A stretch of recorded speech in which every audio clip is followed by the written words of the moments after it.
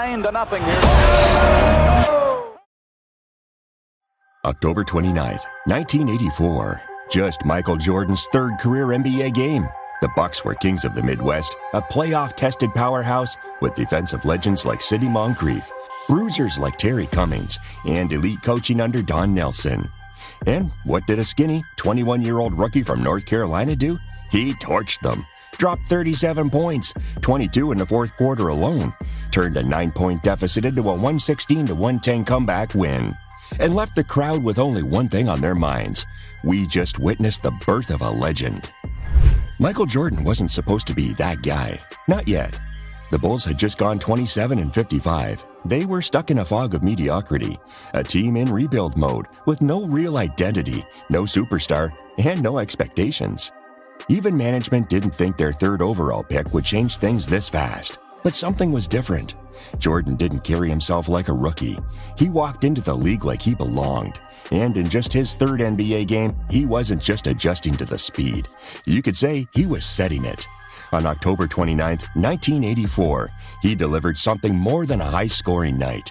He delivered a message, a letter to the league. A letter written in spin moves, free throws, mid-range killers, and one savage fourth-quarter takeover. A letter nobody would forget. And what happened next? Made the league stop. And the Bulls? Yeah, they started to believe. Let's set the stage. In 1984, Michael Jordan had just made his NBA debut. His first game was against the Washington Bullets, where he scored 16 points. In his second game, he scored 21. Those were impressive scoring stats for a player who had just started his professional basketball career, right? However, what would happen in that third career game against the Bucks would change his story forever. It would change his mindset, and above all, it would change everyone's perception of him. Because the Bucks, man, they were an incredible team. They had led the Central Division for 5 consecutive seasons. How? With an absolutely insane defense. Sidney Moncrief had won Defensive Player of the Year for 2 consecutive seasons as a 6'3" guard, while also putting up incredible offensive numbers. One of the best two-way players in the world. Paul Pressey also finished third for the Defensive Player of the Year award that season. And Terry Cummings was a relentless scorer at power forward who was an MVP candidate that season. The Bucks were stacked. A young but experienced team with more than enough talent to easily beat the Bulls team that was in the midst of a rebuild. However, on that night of October 29th, 1984, the legacy of all the Bucks players was worthless. Everything they had achieved was worthless because the game, even though it seemed very easy, had to be played. Everyone thought that, against some of the best defenders in the league, Jordan would be unable to do anything. He had no experience. He didn't yet know how the NBA game worked, which is always different from college. But what would have been an odyssey, a mission impossible for any other rookie, was achievable for MJ. On that October night, he would prove why he was the chosen one, why he was that hyped-up player that everyone couldn't stop talking about. And he was anxious for the moment to arrive. The game began in front of the Chicago Stadium fans who, although they knew the odds were against them, would never stop believing in their new superstar. The opponent's staff still didn't know exactly what Jordan's style of play would be in the NBA. In the end, as I said, college basketball was very different. So the Bucks made a mistake, and Jordan was going to make them pay for not doing their scouting report properly. On the first ball he receives, a pass from Steve Johnson. Moncrief makes the mistake of leaving too much room for MJ. Of course, MJ drills the long two with ease. The Bulls were a very young team. This was clear when you saw that their starting point guard, Ennis Watley, was only a sophomore with 12 months of NBA experience.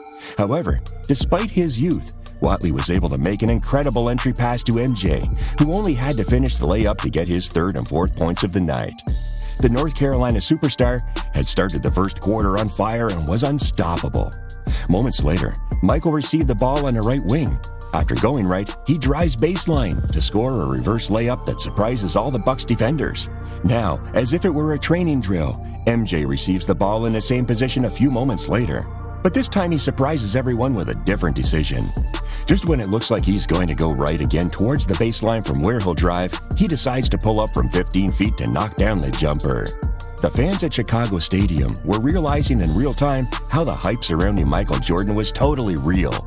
Moreover, Jordan wasn't just surprising on offense, he was also doing it on defense, disrupting the offense with his quick hands. Not only that, but thanks to his deflection, he got a spectacular dunk in transition, immediately turning defense into offense. It's incredible to see, during some moments of the game, how empty the stands at Chicago Stadium are. There was only one reason for that. Chicago fans didn't yet know what their new superstar was capable of. However, that would soon change. MJ was able to continue his aggressive play, which allowed him to go to the free throw line like an all-star, even though he was just a rookie.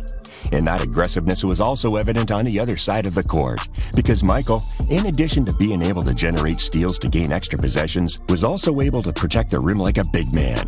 Look at this play, where he swats Paul McKeskey's shot right into the stands. Just a few moments later, on a baseline inbound set play, Michael receives the ball at 15 feet. He's wide open, and of course, he makes the Bucks defense pay. That would be his last basket of the first half. Thanks to Jordan's spectacular performance, the Bulls went into halftime trailing by only 1 point on the scoreboard.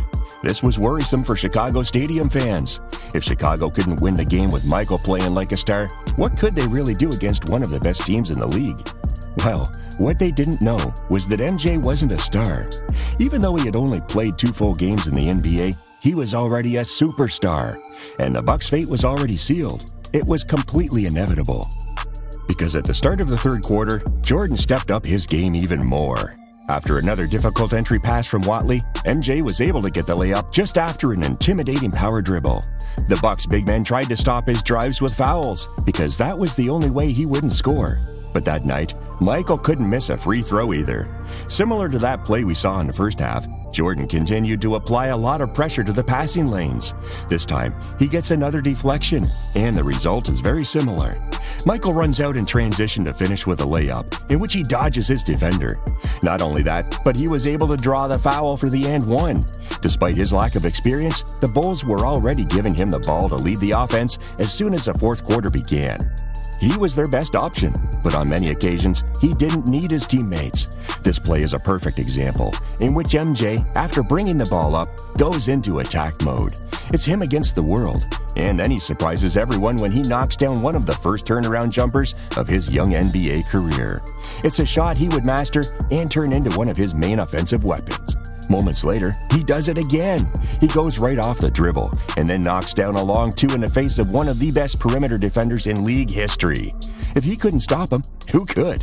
Of course, the show was far from over. On the next play, Orlando Woolridge drives right, draws the double team, and then finds MJ in the short corner. A shot that, despite Jordan's youth, was guaranteed money. But with every minute that passed, Michael was capable of surprising everybody. In transition, it didn't matter how many defenders there were. He was unstoppable in the open court. Look at the insane layup he gets after going all out to the paint, getting the and one as well. The Bucks had realized that this kid was for real, and the commentators echo the incredible play they just saw with a resounding, "How in the world did he do that?" What they didn't know was that this wasn't an anomaly. It was normal. It was part of his bag. On the next play, he proves it again. From the top of the key, he drives right through the middle of the paint, which is packed with Bucks defenders. Not only does he knock down another difficult layup, but he's also fouled in the process. His celebration spoke for itself. He was realizing that there was no one among the pros who could stop him. Michael Jordan's takeover in the fourth quarter had been completely surreal, and thanks to him, the Bulls managed to close out the game with a 6-point lead on the scoreboard. No one gave them a chance.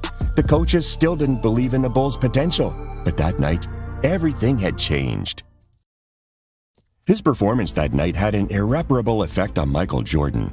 Like all rookies, he came into the league cautiously. He knew the NBA was different from his days in North Carolina. When he first stepped on the hardwood, he didn't even know if he could be the guy. But it took him 3 games to find out.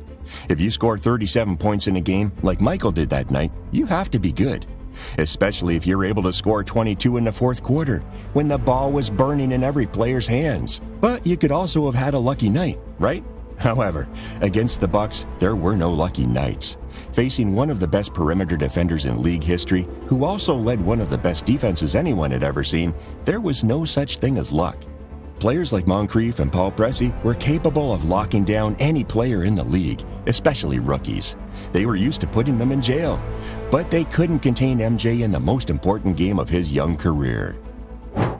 That night, October 29th, 1984, was much more than just a game.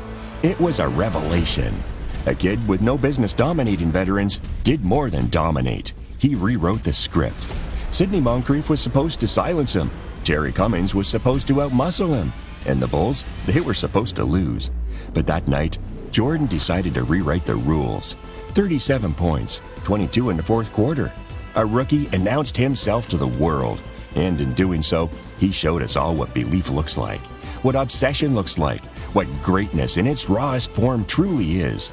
This really wasn't the day Michael Jordan became a star. It was the day he decided to become a legend. And the league? Man, it would never be the same. Now, was this the night MJ knew he was him? Or was he born knowing it? Drop your favorite early Jordan memory or MJ game that made you a believer. We want to hear your story.